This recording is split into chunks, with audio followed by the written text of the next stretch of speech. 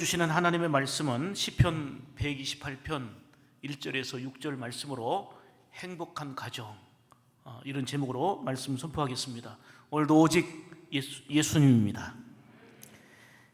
그렇습니다. 가정은 행복해야 된다는 것은 말할 필요도 없을 만큼 강조되는 거고 모두가 알고 있는 겁니다. 그런데 문제는 그렇게 행복을 알고 있고 행복해야 된다는 것을 다 인식하고 있으면서도 원치 않게 너무 많은 가정들이 이런저런 이유로 흔들리고 미래에 대한 소망을 가정에서 잃어버리고 있다는 사실입니다. 무엇보다도 예수 믿는 성도들은 가정이 복되고 행복해야 합니다.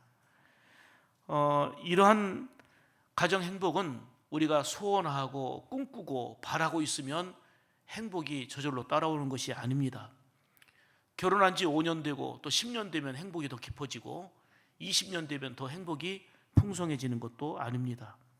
가정 행복을 위해서는 많은 수고가 필요하고 인내가 필요합니다. 용납하고 품어주는 사랑과 이해하고 배려하는 과정의 연속 속에 바로 행복한 가정이 세워지는 것입니다. 그런데 오늘 성경을 보니 행복한 가정을 만들어가는 가장 중요한 것 중에 하나가 바로 결혼을 귀하게 여기라, 이렇게 말씀하고 있습니다. 히브리서 13장 4절을 보시면 결혼을 귀하게 여기라. 결혼을 귀하게 여기지 않는 경우가 어디 있겠습니까? 라고 반문할 수 있겠지만은 그렇지 않습니다. 오늘날 보면은 결혼을 귀하게 여기지 않고 음행, 간음, 침소를 더럽히는 그런 일들이 곳곳에서 많이 자행되고 있습니다. 그런데 하나님은 이를 심판하시겠다 말씀하셨습니다. 결혼 생활은 바다에 나가는 어부나 전쟁터에 나가는 군인보다도 더 어렵다는 이런 말이 있지요. 그래서 러시아 속담에도 보면 바다로 갈 때는 한 번 기도하고 전쟁터로 나갈 때는 2번 기도하고 결혼식 할 때는 3번 기도하라, 이런 말이 있을 만큼 결혼의 중요성을 이제 곳곳에서 강조하고 있지요. 이처럼 건강하고 복된 가정을 세우기 위해서는 기도해야 된다는 말은 철저하게 하나님을 의지하고 하나님 중심이 되어야 된다는 것을 말씀하는 것입니다. 요 근간에 주보에 제시한 대로 가정의 달을 맞이해서 우리는 부모님들을 위해서, 어른들을 위해서 성전에 나와서 그리고 여러분의 삶의 자리에서 기도해야 된다고 말씀드리고 있습니다. 또 다음 세대인 자녀들이 믿음 안에서 복되게 세워지도록 간절히 기도해야 됨을 필요성을 강조하고 있습니다. 지금 대한민국의 현실은 이미 말씀드렸던 것처럼 과거에는 비교할 수 없을 만큼, 상상할 수 없을 만큼 눈부신 발전과 변화된 상황을 현재 우리가 누리고 있습니다. 그런데 OECD 국가 중에서 우리나라가 이혼이 1위, 2위를 다투고 있고 또 자살률은 1위입니다. 가정은 인생의 기반이잖아요. 가정이 무너지면 사회생활도 흔들리고 인생의 의미를 잃어가게 됩니다. 최근에 빌 게이츠가 부인 멀린다 게이츠와 27년간의 결혼 생활을 종지부짓고 이혼한다고 발표했습니다. 그런데 최근에 빌 게이츠의 큰딸이 SNS에 사진을 올렸는데 바로 이 사진입니다. 이 사진을 올렸는데 아버지가 빠진 사진을 올렸습니다. 우리에게는 아버지가 없다. 아버지가 필요 없다. 거기 기사에 어떤 기사가 실렸냐면 제목이 재산 140조면 뭐하나, 빌 게이츠 딸 아빠 뺀 가족 사진 올려. 이게 기사 제목입니다. 140조. 이루 말할 수 없는 천문학적인 이런 재산을 갖고 있지만 부부가 갈라졌고 자식들은 상처와 아픔 속에서 아빠를 뺀 가족 사진을 올린 이런 내용이 최근의 화제입니다. 성경은 가정의 중요성을 강조하고 있을 뿐만 아니라 많은 사람들 역시 가정의 행복의 필요성을 다 인지하고 있습니다. 사회학자 클린턴 가드너는 모든 것을 잃어버렸어도 가정만 있으면 다 이룬 것이 아니다라고 가정의 소중성을 얘기하고 있고, 그 유명한 테레사 수녀가 노벨 평화상을 받는 그날 기자가 수녀님, 세계 평화를 위해 해야 될 일이 무엇입니까? 라고 물었을 때에 유명한 말을 했지요.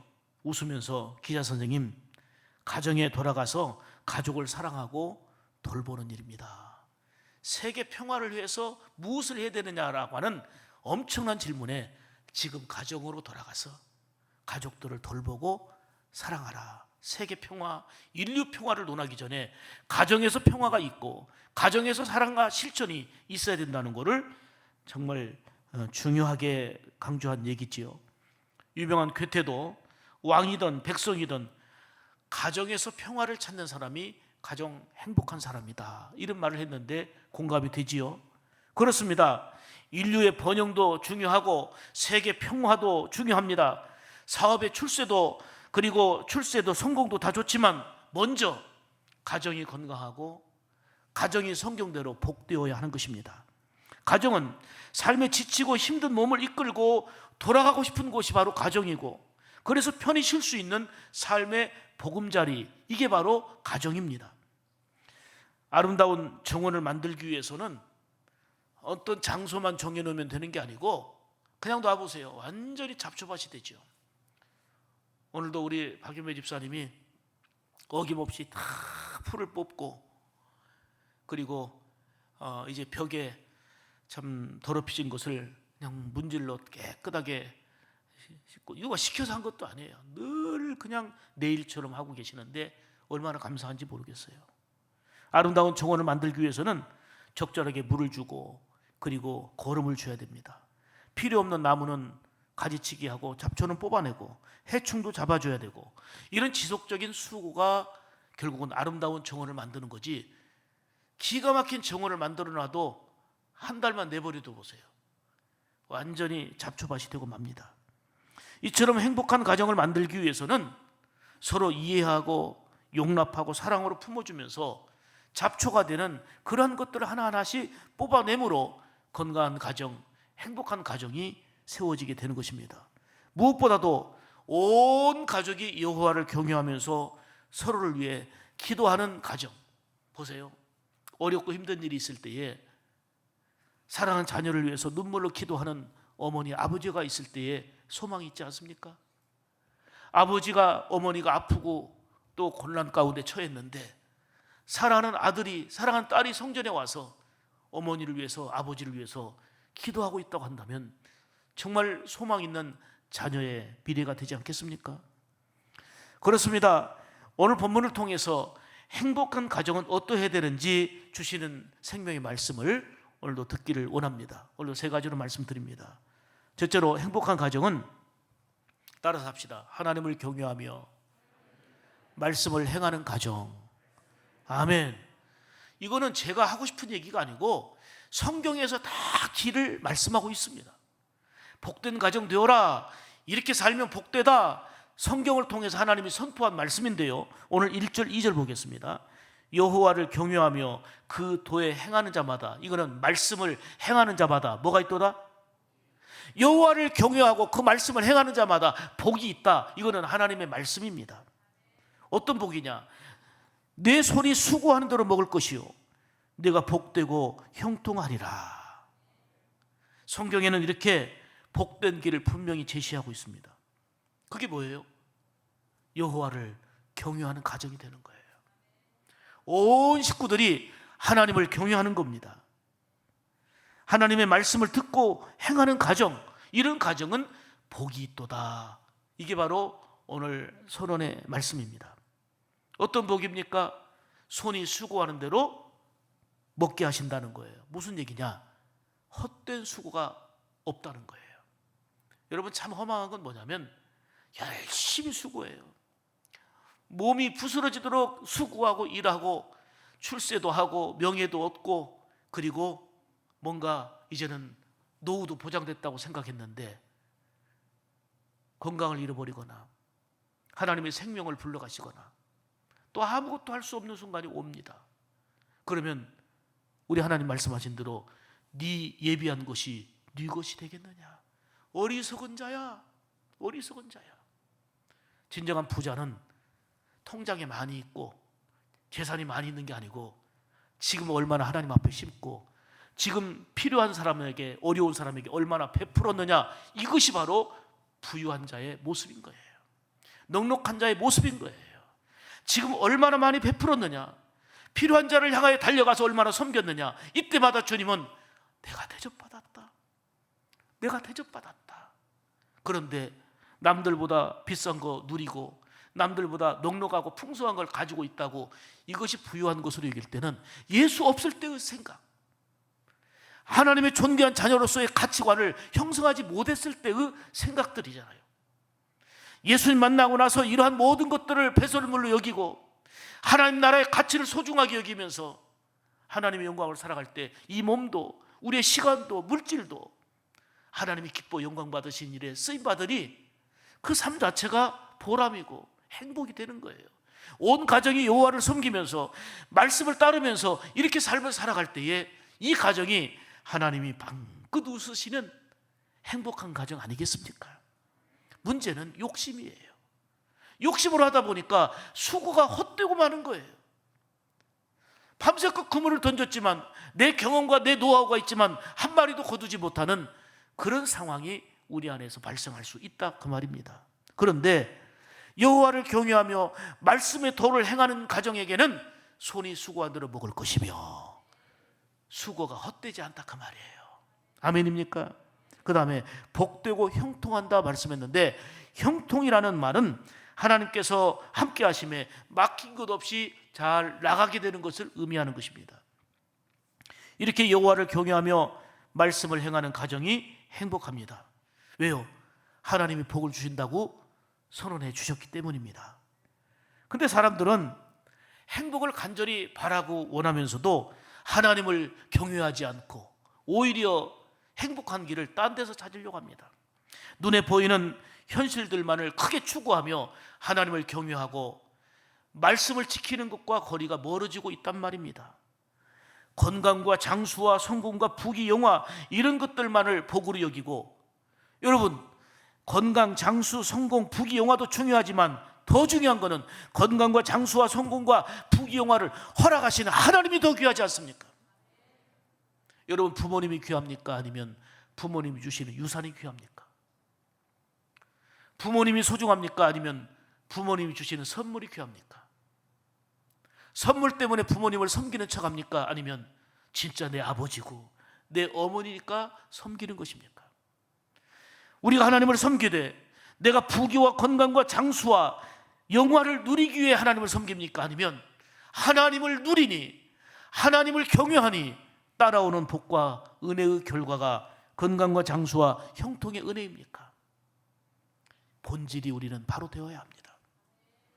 진정한 복은 하나님을 경외하고 말씀을 따라 사는 데 있다는 사실을 오늘 성경을 통해 주신 말씀을 믿으시기를 축복합니다. 왜요? 하나님이 복의 근원이 되시기 때문입니다.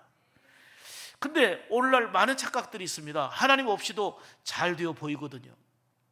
예수 안 믿어도 잘 나가는 것처럼 보이거든요. 성경은 말합니다. 어리석은 자야, 그것은 잠시다. 그거는 잠깐이다. 영원이라는 그 세계 속에서 정말 찰나다, 순간에 불과하다. 그리고 결국 사람들은 궁극적인 상황에 이르게 되면 허무와 허탈감에 빠질 수밖에 없는 것입니다. 사랑하는 여러분, 온 식구가 오늘 말씀대로 하나님 여호와를 잘 경외하는 그런 가정으로 세워지기를 축복합니다. 경외는 두려운 마음을 가지고 하나님을 높이며 하나님을 섬기는 것을 말합니다. 복된 가정이 되기를 원합니까? 하나님 여호와를 잘 경외하며 말씀을 행하는 가정 되십시오. 부유와 재물보다도 이 모든 것을 주시는 하나님이 더욱더 중요하지 않습니까? 마태복음 6장 33절에 너희는 먼저 그의 나라와 그의 의를 구하라, 그리하면 이 모든 것을 너희에게 더하시리라. 살다 보면요, 여러 가지 환난과 시련 그리고 온갖 고난에 처할 때도 있습니다. 이 문제를 해결하기 위해서 우리는 돈을 씁니다. 아는 사람을 동원합니다. 전부 다가 있는 힘껏 다 동원해 보려고 애써 봅니다. 그러나 근본적인 것은요, 하나님이 도와주셔야 됩니다. 하나님이 지켜주셔야 되는 것입니다. 아버지, 어머니가 그리고 자녀들이 모두 하나님을 잘 경유하는 복 있는 가정으로 세워져 가기를 축복합니다. 또한 말씀을 잘 준행하며 약속하신 그 복을 누리는 우리 샘물 가정들 다 되기를 주님의 이름으로 축복합니다. 신명기 5장 33절을 보시면 이렇게 말씀합니다. 주 너희 하나님께서 너희에게 명령하신 그 모든 길로 걸을지니라. 우리가 아무 데나 가면 안 돼요. 하나님이 말씀하신 길, 눈에 아무것도 안 보이는 것 같아도 하나님이 명하신 그 길을 가야 돼요. 자, 그리하면 너희가 뭐 할 것이요? 살 것이요. 또 잘 되고 너희 소유할 땅에서 너희 날들을 길게 하리라. 아멘. 우리가 가야 할 길이 있어요. 오늘은 두 길을 제시하잖아요. 여호와를 온 가정이 경유하는 길로 가라. 말씀 듣고 준행하는, 말씀 따라 행하는 그 길로 가라. 아멘. 이거는 우리가 할 몫이고, 하나님은 뭘 약속했냐? 그러면 너희가 살 것이요, 너희가 잘 되고 너희의 날들을 길게 하리라. 이건 하나님의 약속이니 하나님이 하시는 일입니다. 따라서 하겠습니다. 여호와를 경외하는 자에게는 수고한 대로 먹게 하시며 형통하리라. 아멘. 나무는 뿌리가 깊고 튼튼해야 건강하게 잘 자랍니다. 건물도 기초가 튼튼해야 무너지지 않고 안전합니다. 이처럼 성도들의 가정은 하나님을 잘 경외하며 말씀을 지켜 행하면 그게 건강하고 튼튼한 가정이 되고, 어떤 결과가 있느냐?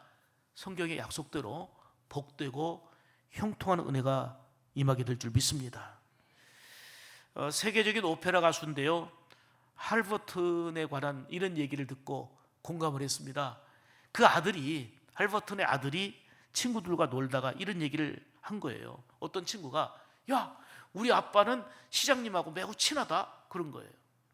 그러니까 어떤 아들은, 우리 아빠는 대통령을 잘 알고 대통령하고 친하다 하고 서로 자랑한 거예요. 그런데 할버튼의 아들은 뭐라고 얘기했냐면, 야, 우리 아빠는 우리 하나님과 굉장히 친하다. 이 말을 듣고, 아들이 이 말을 듣고 흐뭇한 거예요. 아하, 시장님과 친하다, 누구와 친하다, 누구와 가깝다 하는데, 자녀가 부모를 볼 때에 하나님 아버지와 참 친하다, 하나님 아버지와 참 가깝다. 야, 이거 참 멋있는, 정말 진정한 신앙의 성공 아니겠습니까?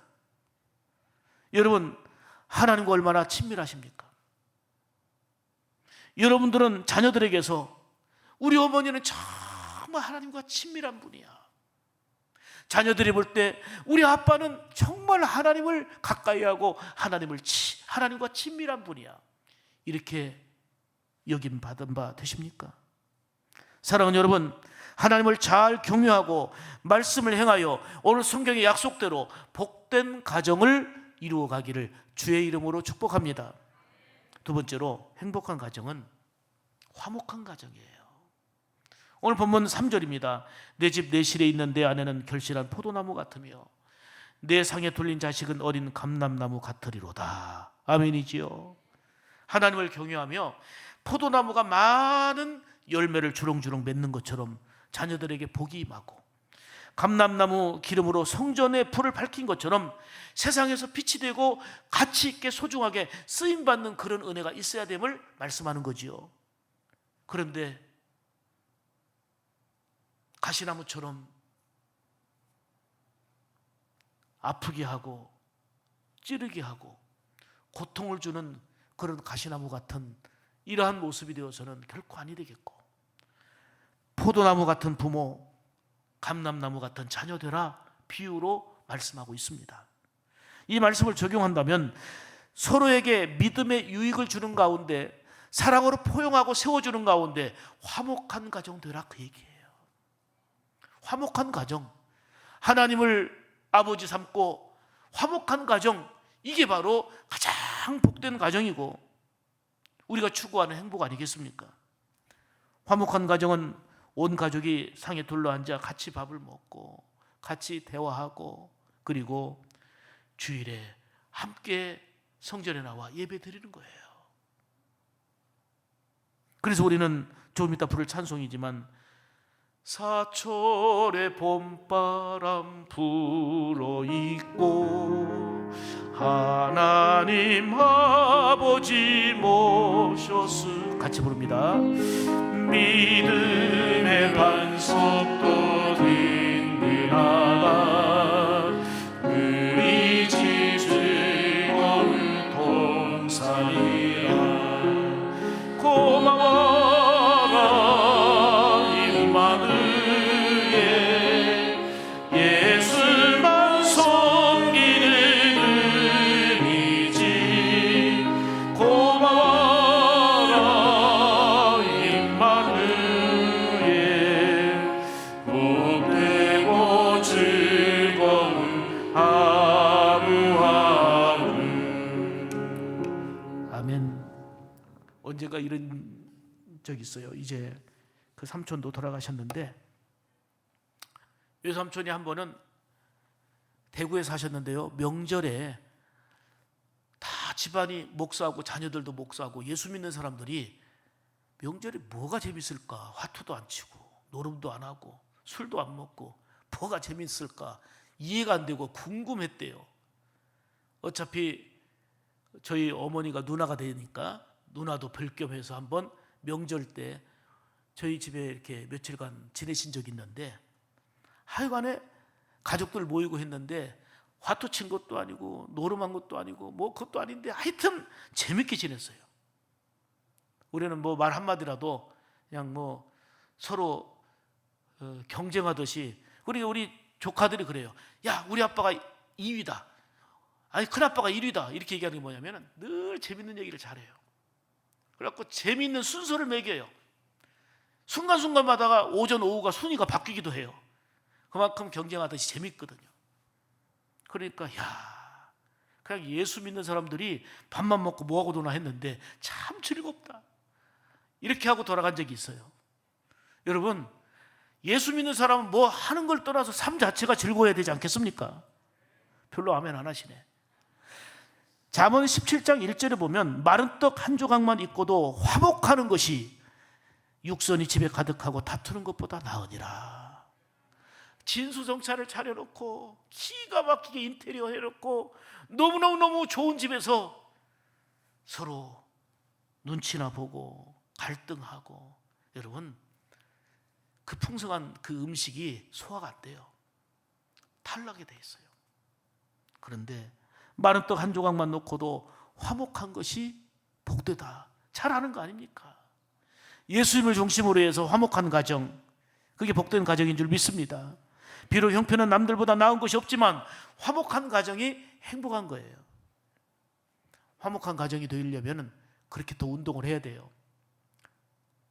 화요일은 같이 운동하고 목요일은 같이 등산하고 뭔가 구체적인 노력과 실천이 필요합니다.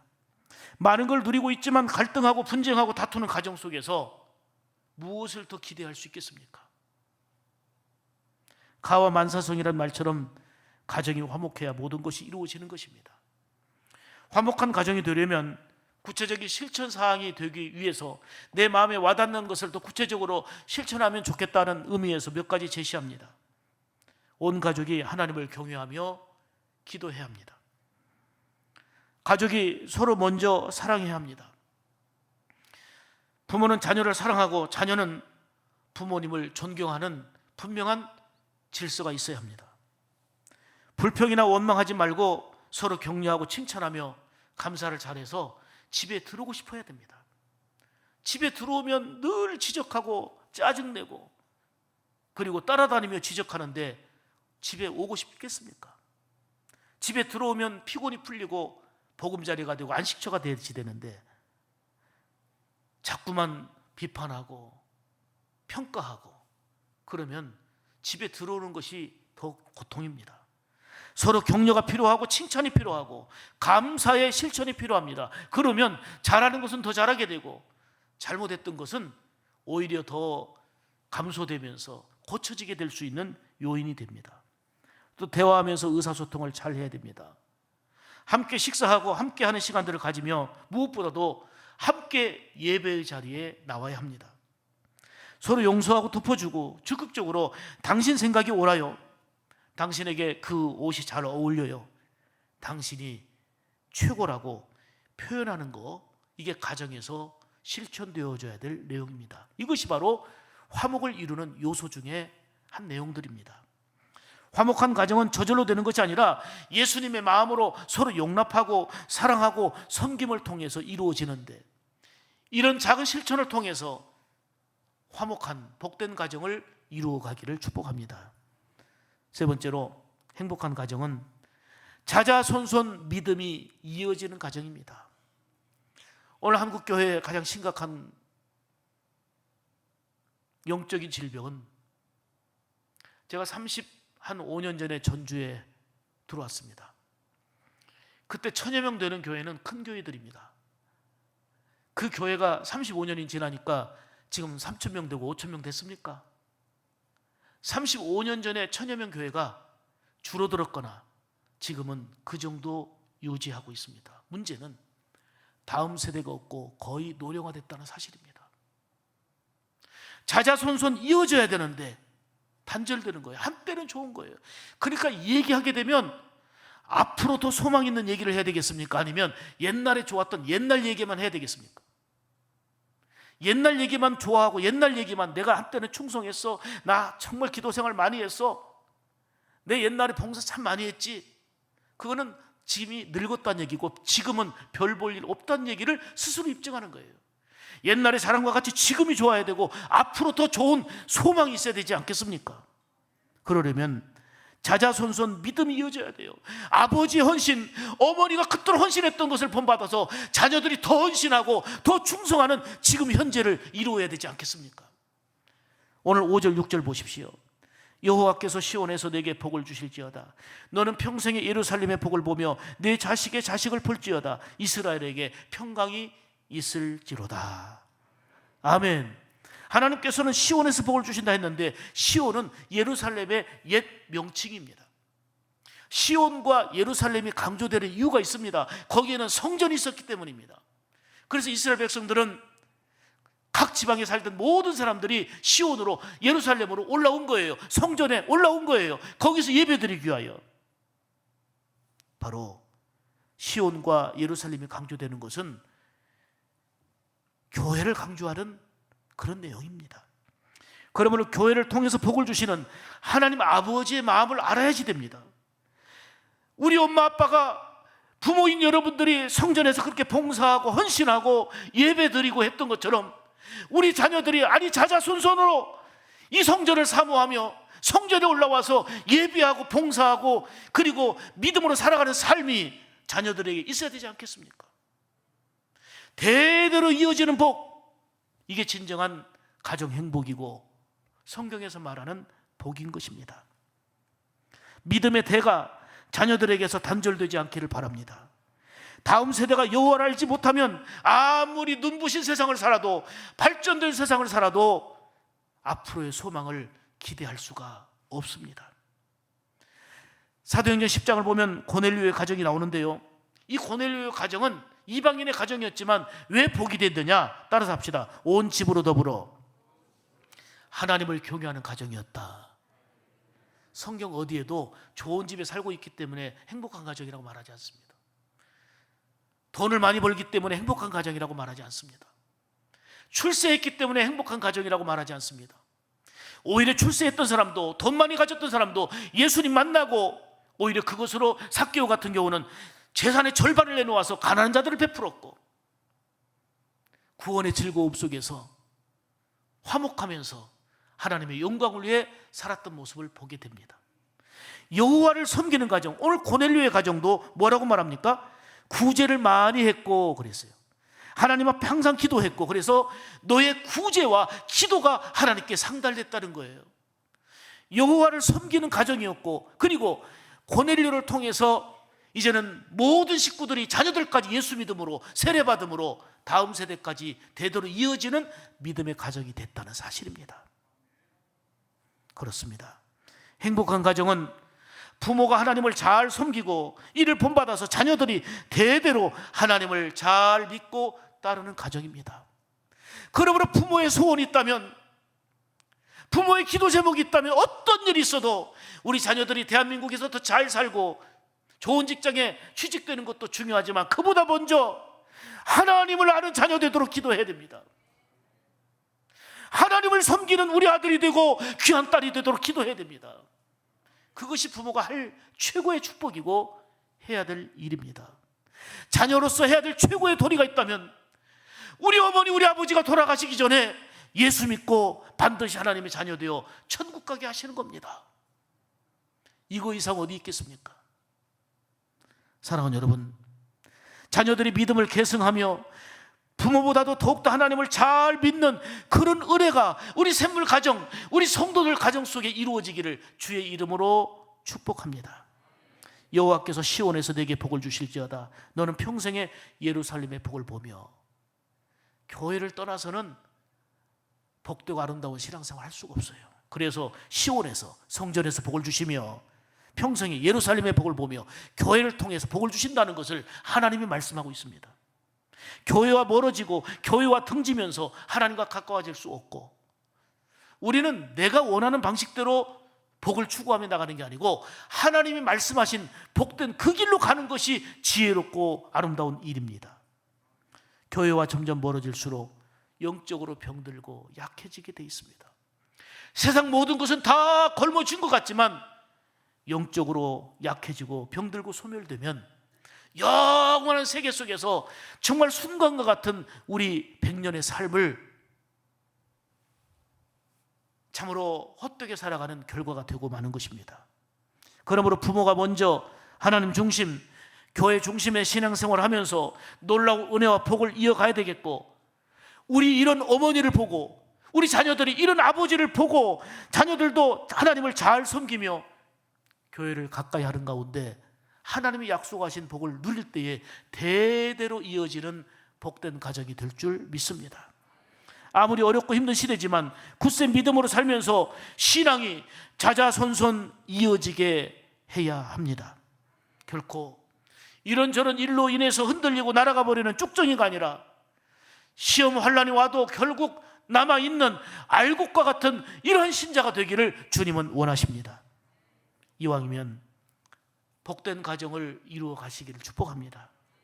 살다 보면 갈등도 있고 아픔도 있고 번민도 있지만 이해와 사랑으로 가득한 가정을 이루시기를 축복합니다.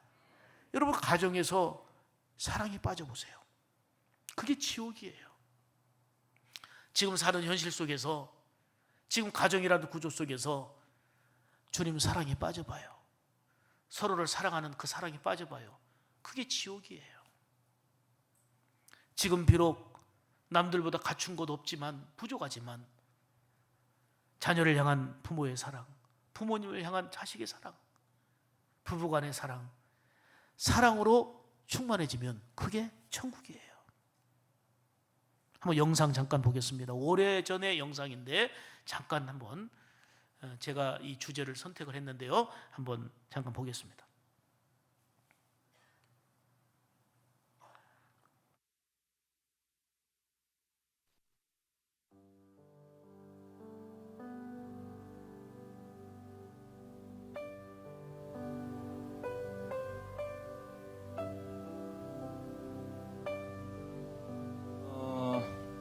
이제 또 반가운 만남을 갖겠습니다. 한 달이 지난 한 달 전인데요. 어머니와 형제를 찾으러 나오셨던 정단문 씨.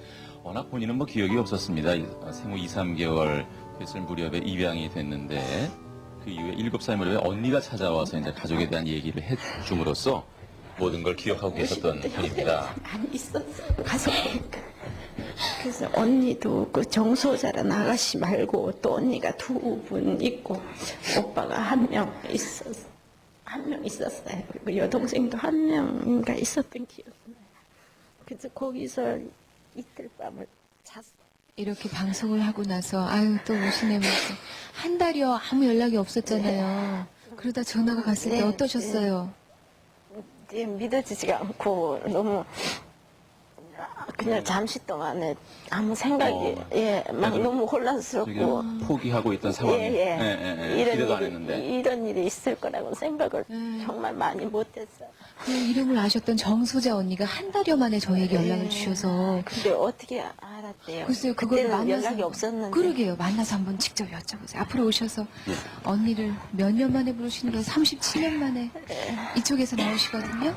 불러보세요. 언니.